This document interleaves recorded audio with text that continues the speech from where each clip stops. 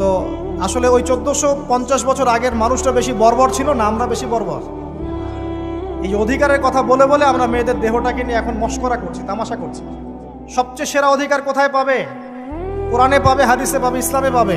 তার পর্দা নিশ্চিত হবে, দেহ সেফ থাকবে, তার ইজ্জত নিশ্চিত হবে, ইজ্জত সেফ থাকবে, তার সম্মান সেফ থাকবে, তাকে রাজরানীর মতো স্বামী বাসায় রাখবে, কারণ সে হচ্ছে তার কাছে সবচেয়ে মূল্যবান প্রিয় বস্তু। শুধু তাই নয়, সম্পত্তির অধিকার তাকে দিতে হবে। একজন মেয়ে তার ভাইয়ের সম্পত্তি পাবে, তার বাবার সম্পত্তি পাবে, তার স্বামীর সম্পত্তি পাবে, সব দিক থেকে সে সম্পত্তি পাবে। আর একজন ছেলে কিন্তু সব দিক থেকে সম্পত্তি পাবে না। এই বিষয়গুলো যখন এক শ্রেণীর মানুষ বোঝে না, তখন ইসলামের বিরুদ্ধে অহেতুক প্রপাগান্ডা চালানো শুরু করে। সবচেয়ে সেরা সম্মান রক্ষার উদাহরণ দেয়া হয়েছে ইসলামে, কোরআনে এবং হাদিসে। এই কথাটা আপনাদের মা বোনদেরকে বুঝাবেন, তবে নম্রতার সাথে বুঝাবেন, কারণ উচ্চবাচ্য করলে তারা কথা শুনবে। আল্লাহ রাসূল সাল্লাল্লাহু আলাইহি ওয়াসাল্লাম বলেছেন, কিছুটা বাঁকা হাড় দিয়ে তাদেরকে তৈরি করা হয়েছে। যদি আপনি শক্ত করে চাপ দিতে যান তাহলে ভেঙে যাবে, আর যদি আপনি ওই অবস্থায় ছেড়ে দেন তাহলে বাঁকাই থেকে যাবে।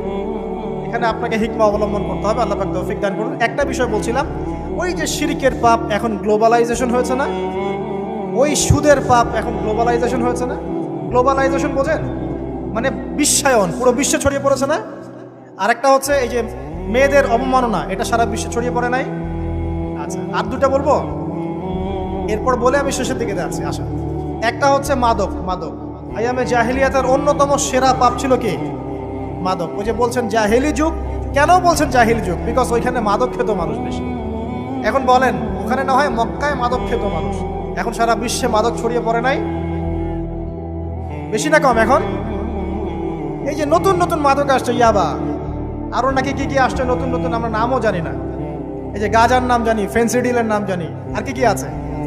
হিরোইন বলেন, আর দু একটা, আফিম, আর কি আছে? হ্যাঁ, রেন্ডি, সুবহানাল্লাহ, এই নামও কখনো শুনি নাই আমি। আচ্ছা শোনেন, বিষয়টা হচ্ছে, দেখুন, এই বিষয়টা কি হালাল না হারাম? আচ্ছা, এটাকে যদি আমরা হালাল করে নেই তাহলে কি হবে? কুফরি হবে না শিরক হবে? শিরক কুফর দুটোই হচ্ছে। কিন্তু এখন মক্কার কিছু মানুষ মাদক খেয়েছে বুঝলাম, আল্লাহ রাব্বুল আলামিন ধাপে ধাপে এখান থেকে বের করেছেন। প্রথমে বলেছেন মদ খেয়ে নামাজের ধার কাছে যেও না। হ্যাঁ, তারপরে বলেছেন এই যে মাদকে কিছুটা উপকার আছে কিন্তু বেশি ক্ষতি। তারপর বলেছেন খেয়ে নামাজের কাছে যেও না। তারপর ধাপে ধাপে শেষের দিকে এসে আল্লাহ পাক বলেছেন যে এটাকে ছেড়ে দাও। সূরা মাইদায় পড়ে দেখেন, এটা শয়তানের কাজ। তখন